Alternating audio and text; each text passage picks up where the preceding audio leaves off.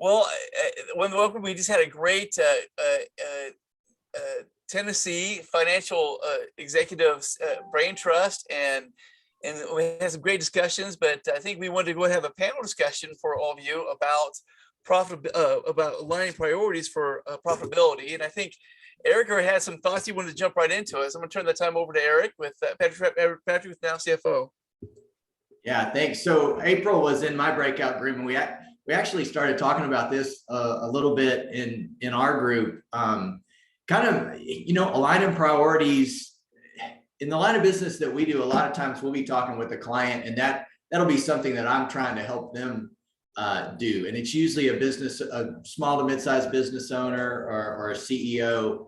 And a lot of times they don't even know what their priorities are. So what really helped, what we've been able to do to help them, it usually goes back to the budget and the forecasting process, and to just include everybody in that from the very beginning. A lot of times, and April was talking about this too, a lot of times it gets passed down from above, like the CFO or the owner of the company produces the budget, hands it out to everybody. Hey, you're following this. And we try to do this in our organization. Start with our team and kind of, hey, what do we want to do this year? And put those goals out to your team first. Hey, where do we want to be? And for a lot of like other departments or other parts, sales organization or, your internal departments that have never really had to think about it, like including them on that discussion is really eye-opening. And they can kind of start to see how all the pieces go together. As CFOs or controllers or accountants, we're usually the only one that sees that big financial number picture. So I'm always encouraging our clients, hey, include as many people as you can at the very beginning of that budgeting process. And it's not it's not something you can kind of knock out in a week. It's kind of a long play to get everybody aligned. Like it's, sometimes you can sit in a room with the whole lead team or the whole organization for a day and get something accomplished. But a lot of times you're the one having to educate everybody on how budgets work, how margins work, how cost centers work. And it takes departments learning what other departments do as well. So having kind of all the players in and kind of, making sure that once that budget's done, like you don't just forget about it, like that budget versus actual discussion that happens every month. You need to include all the same players. Like, hey, we missed the goal. Where did we miss it?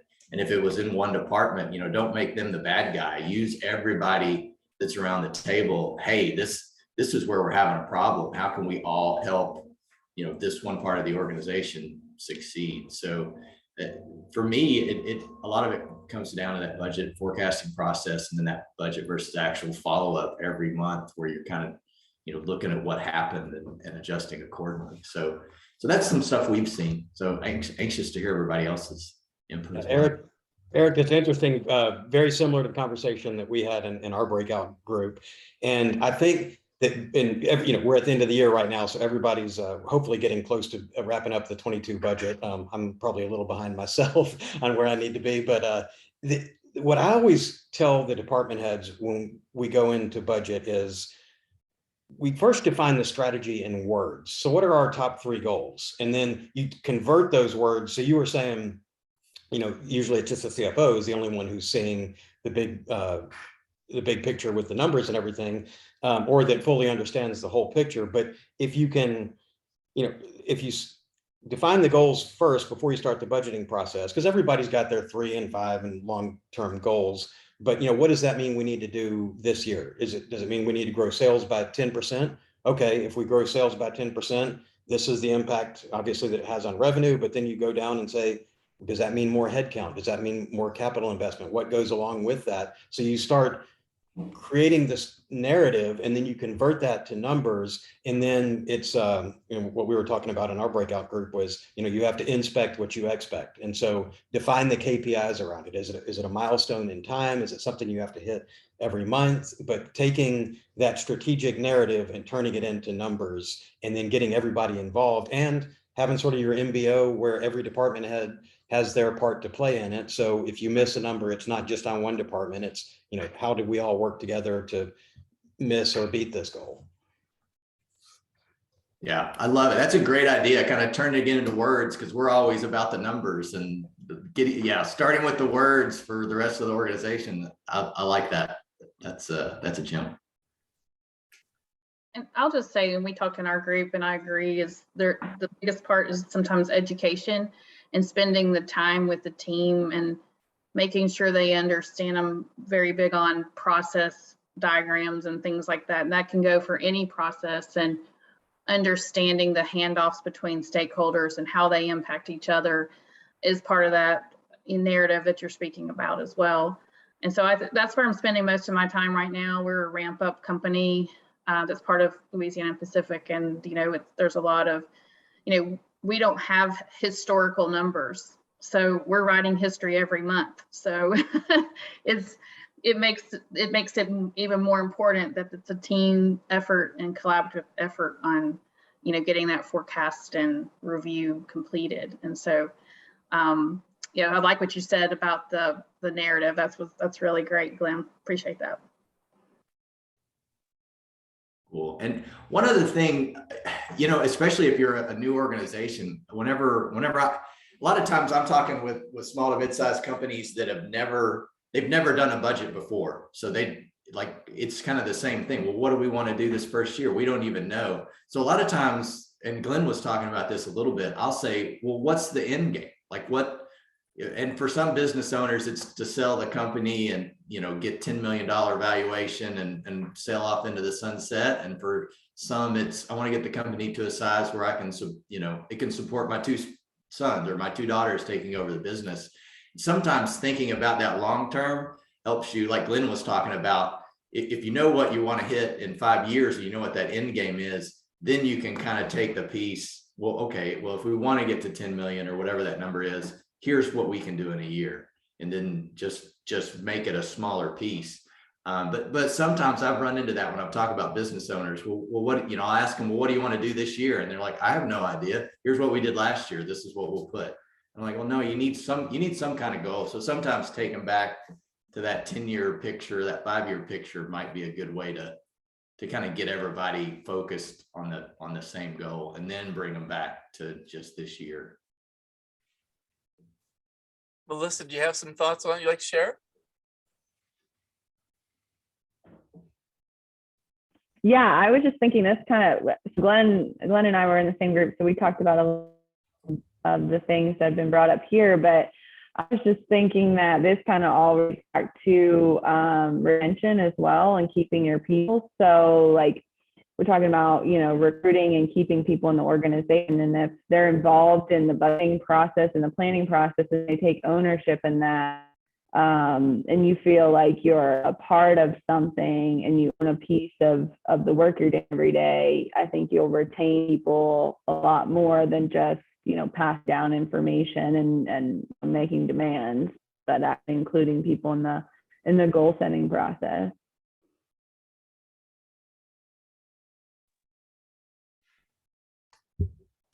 And I agree a lot. I agree. Sorry, I was on mute. I agree with you a lot. And actually in our first group, that's one of the things I shared was that I've seen better retention within my team because of that, sharing information with them and getting their opinion and about the process, and try not to prescribe everything, make it a collaborative effort. And that really means a lot to people to be included. it sounds like we've talked a lot about collaboration and how that makes a big deal. Keep the priorities. Is that right? Everyone seems to agree with that, huh? So, hey, Dirk, do you have some thoughts as well you want to share?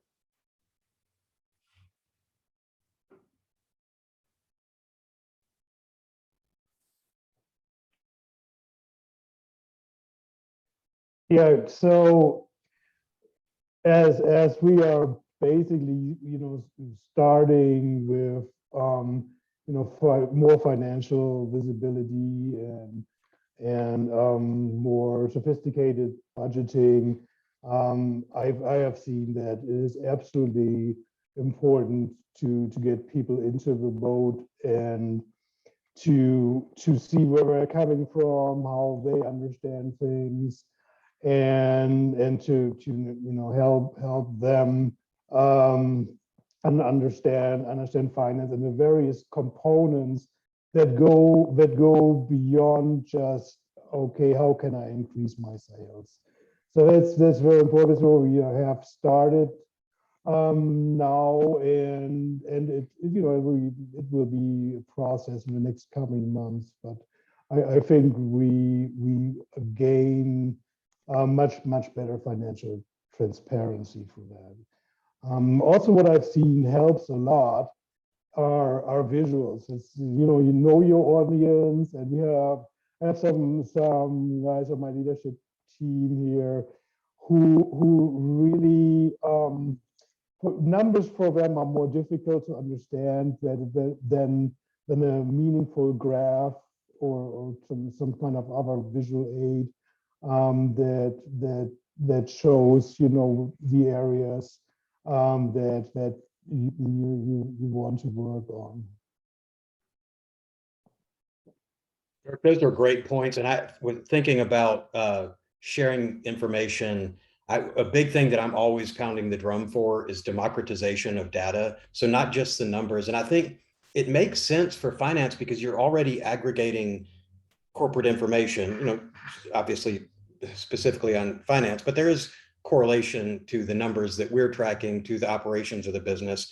And as more data becomes available to us and businesses are able to shift to this data-driven model, I love the idea of everyone having access to the data. And I'm not talking about, confidential salary data or whatever, but any operational data, define these KPIs, make the data available to anyone in the company who wants it. And it makes them, like April was saying, if you feel like you're collaborating and if you have access to this, you feel like more of a partner in the company, whether you're an ESOP or whatever, just by sharing the information and empowering the people with that data. I mean, I think that's where all businesses, and I know now CFO works, probably primarily with smaller businesses, and that's the size business I'm in, but the more that you have people who aren't in the finance function, who are in operations, who are in service delivery, who are in, whatever other department, when they can see this, they start to take ownership of it. And you can, whether it's incentivizing them through a bonus program or a profit sharing program, or just,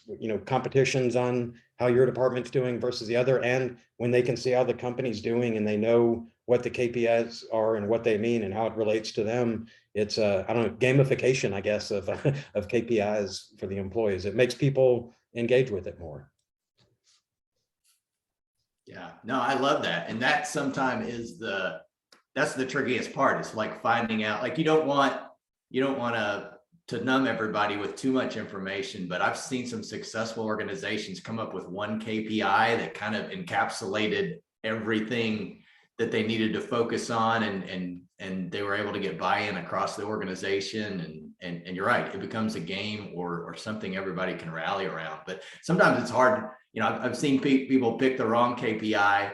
And I always encourage, hey, pick whatever you think it is and start trying it. If it's the wrong one, you'll learn something from it. That may not be the exact KPI that, solidifies, everybody on the floor and everybody in the office, but there's 1 to 3 numbers that can provide a lot of meaning that everybody can understand, and do what you can to find those and start tracking those. But it's amazing when it works, though, Glenn.